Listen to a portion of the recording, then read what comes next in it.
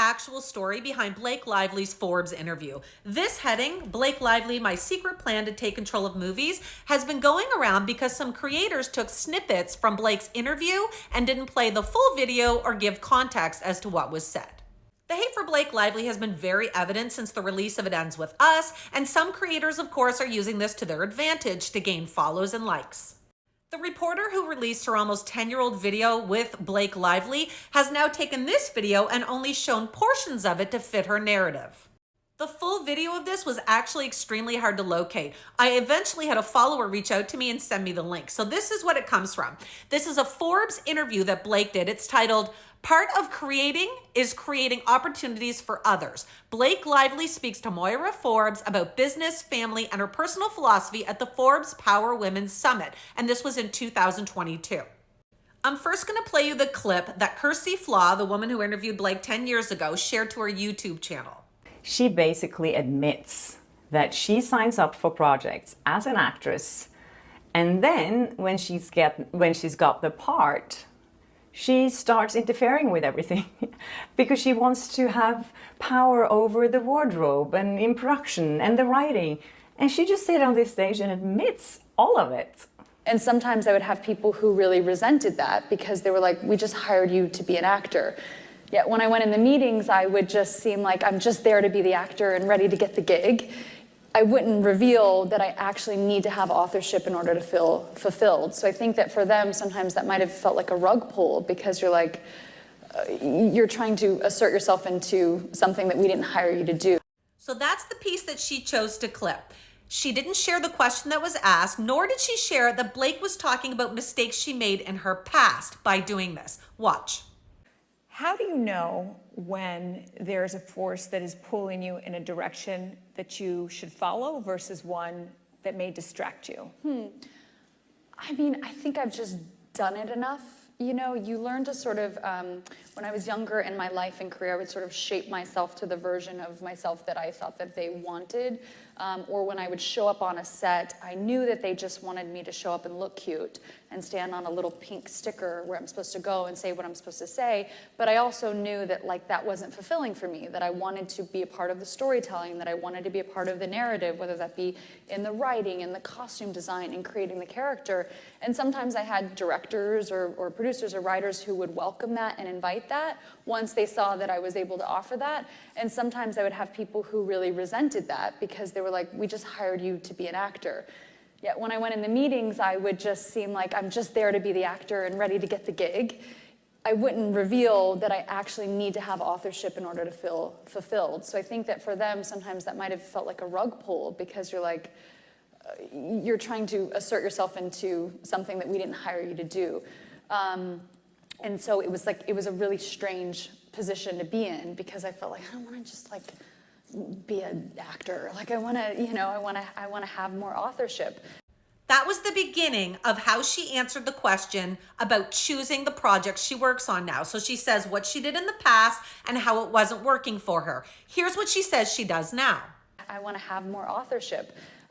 So I think that it's about, you know, knowing what I want and what I need and representing that from the outset. And if people are into that and want to collaborate with me for all I feel like I need to offer and bring to a job, then those are the people I should collaborate with. And if I see that it's people who are, whether this is in business or acting or whatever it is, where it's people who I can see that feels like that's stepping on their territory, that's not going to ultimately be a fulfilling relationship for either one of us. So I think it's about being upfront about like knowing what you actually need versus just like trying to get the job and then, you know, once you're in it, sort of revealing the scope of your sort of needs to be, you know, fulfilled. It's with your authentic self, right? And in terms of unapologetically, versus trying to hide it, it is what makes you great and brings out your best work. But it's hard because you feel so replaceable, you know, and people tell you all the time, you know, how replaceable you are. So it's like, you know, I have to do this thing to get the job. So it's tricky, you know. Zigzagging. It is, and sometimes you lose the job, you know. But like, if you did it and you weren't fulfilled anyway, then it wasn't worth it.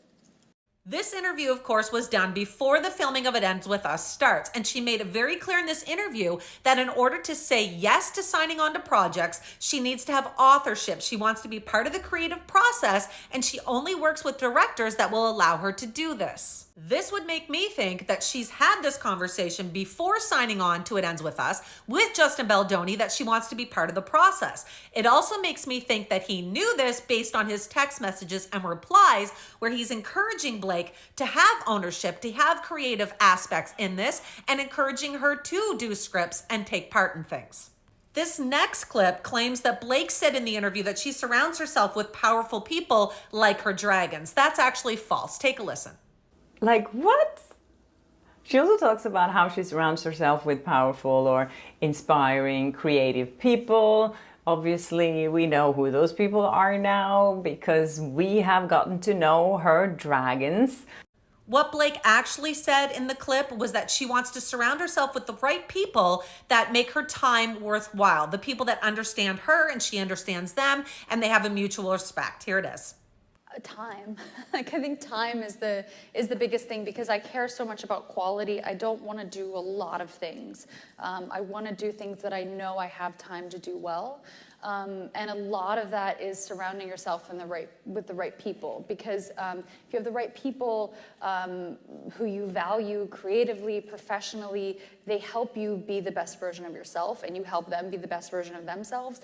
But also, like, the drain of time of working with people who are, life is too short to work with people who are assholes. Sorry to, like, you know, for that to be the word of the day, but it is. It's like, I want to work with nice people, and it doesn't mean that there isn't confrontation, that there aren't challenges, that there isn't friction. But like, when you work with people where there's a mutual respect, it frees up so much time emotionally, practically, and you're so much more productive. So for me, I think if anything, the way I choose a job now is this going to be is my time going to be valued and well used?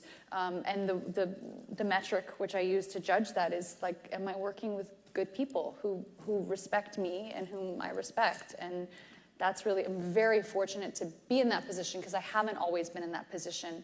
And it's why I'm more selective, but it's why I'm more proud of the work I'm doing now than I ever have been, because of the people that I'm collaborating with. Watch this next clip and how it's portrayed, and then we'll chat.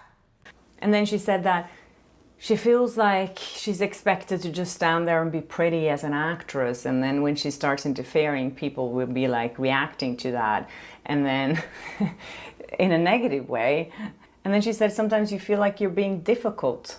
So there are moments, it's just as important to say, okay, I believe in this, and that's why I'm standing up for it, and that's why I'm not being difficult. And then there are other moments to go, like, am I the asshole in the room? Like, what is happening here?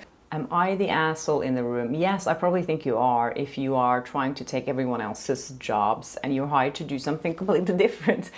In the full unedited version, you will see that Blake's actually saying it's important to check yourself so you don't become the asshole in the room or difficult to work with. You just talked about in terms of why this focus on details is sometimes a little bit different in terms of how the world reads it with women versus men. But I think often as women, when we talk about being detail-oriented, there's labels such as being a perfectionist or high maintenance, or can be seen as difficult versus something that is ultimately standing up for what you believe in. How do you think about those differences and the ways in which people are using language around the very things that you say are fundamental to business success, but so often for women can be read as a negative reliability? I think it's about identifying it within yourself. So there are moments, it's just as important to say, okay, I believe in this, and that's why I'm standing up for it, and that's why I'm not being difficult. And then there are other moments to go, like, am I the asshole in the room? Like, what is happening here? You know, and if you were fair with yourself and really checking yourself, because I find that sometimes you can go the other way and be like, no, I'm following for, you know, standing up for what I believe in, but then you just end up being difficult.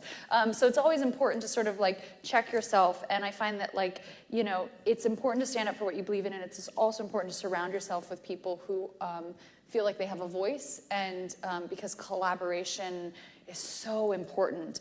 I'm going to show you 2 other clips from her interview now that I have not seen on any other platforms, not surprisingly. But the first one is Blake talking about how important it is, if you see red flags on a set, to bring that up and deal with it before it gets worse.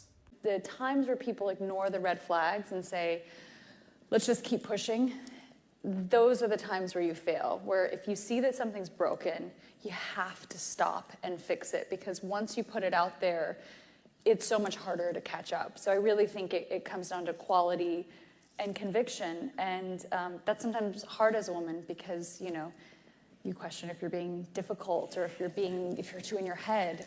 And this last clip that, of course, no one is showing is Blake talking about the charity that her company Betty Buzz has partnered with and why. I also think part of creating is, like we said, like creating opportunities for others. So at Betty Buzz, we're partnering with Grooming America, helping to, they give microloans to women living below the poverty line to help them grow or expand their business. They help with savings and credit building and financial planning. So I think it's our responsibility to, no matter what stage of business you're at, to sort of, if you're creating, to not just do it for yourself or your family, but also to do it for others. And that's ultimately how it becomes the most rewarding. And it's shockingly, it doesn't take a lot of time and money to, time and money is great, but you can give other people a leg up in really simple ways. And so anyway, there's organizations like that I think are awesome.